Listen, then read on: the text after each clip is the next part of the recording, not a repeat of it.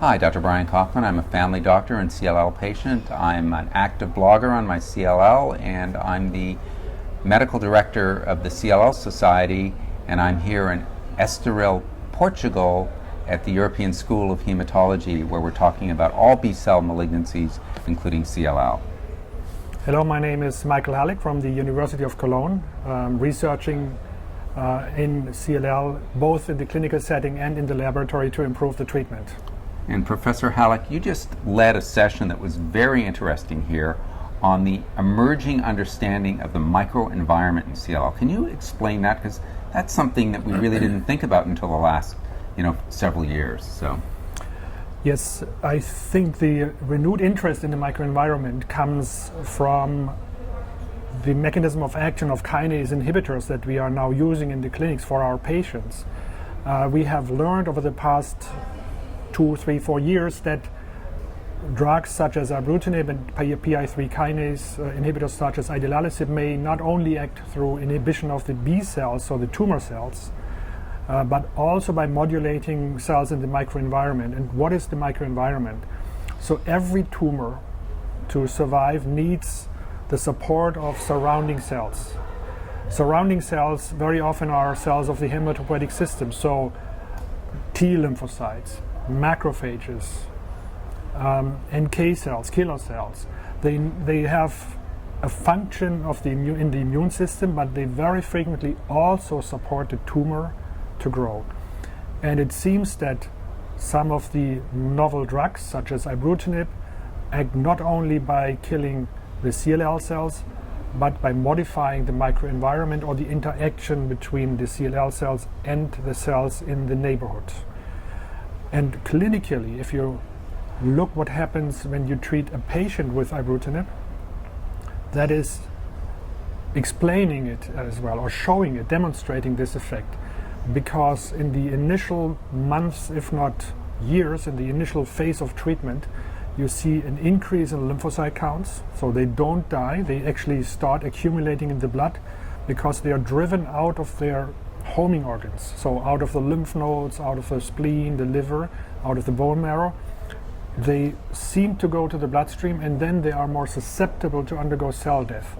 So a lot of our knowledge now focuses on understanding these mechanisms, and we have learned over the past few years that the interaction between a CLL cell and a macrophage, a CLL cell and a T cell, is a very important element for leukemic survival, for the survival of the malignant cell, but it's also a point to attack the leukemia.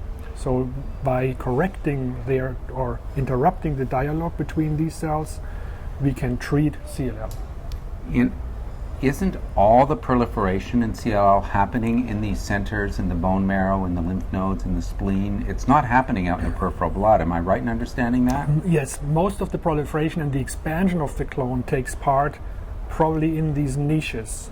So when we drive the CLL cell out of this homing place, usually they undergo apoptosis after a long period of time. So it's an indirect mechanism of driving the leukemia cell out of this personal paradise. So the place where a leukemic cell feels well and proliferates and divides is, as you said, the bone marrow, the lymph node, the spleen. And once they have to escape, or once they are driven out of this homing places, they undergo apoptotic cell death. And what you presented was some data that drugs like ibrutinib, specifically, and maybe idelalisib and others, may have their effect not just on the B cell, but on that microenvironment in terms of interrupting the signaling between the B cell and its friends in its microenvironment. That's precisely the point. So what we did is a simple experiment where in animal models, actually, we deleted BTK, or we deleted Lin, a kinase that is strongly related and interacting with BTK. And I should emphasize, BTK is the target of ibrutinib.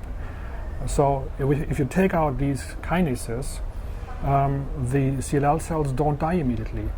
Rather, what happens is some of the friend cells, the neighboring cells, the macrophages, if they lose these kinases, they lose their capacity to entertain a friendly dialogue with CLL cells. And so by doing these experiments and by genetic deletion and modification of leukemic animals, we discovered that a strong part of the effect, of the therapeutic effect of these kinase inhibitors goes through the neighboring cells.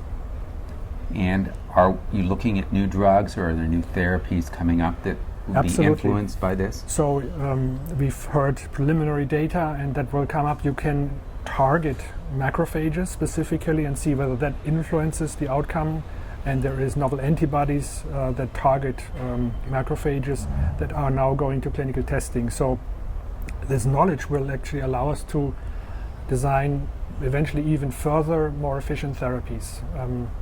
And also to understand the mechanism of the existing therapies to create the right combinations. Because it's only by understanding that you can apply those. And finally, I think a question that you asked in the audience as well, we don't really have markers to follow that modification. So we somehow need more understanding to really take this knowledge into the clinic application. So when is a chance, or when is the likelihood increased that a patient will relapse because the microenvironment is not acting anymore? So these things currently have no clinical relevance because we don't understand fully the master regulators of these cells in the microenvironment. Dr. Hallek, I always learn something talking to you. Thanks so much for the research. This is welcome. Really translational research from Absolutely. the lab into the clinic, and that's what's so important. Thanks so much. Thank you. Thanks.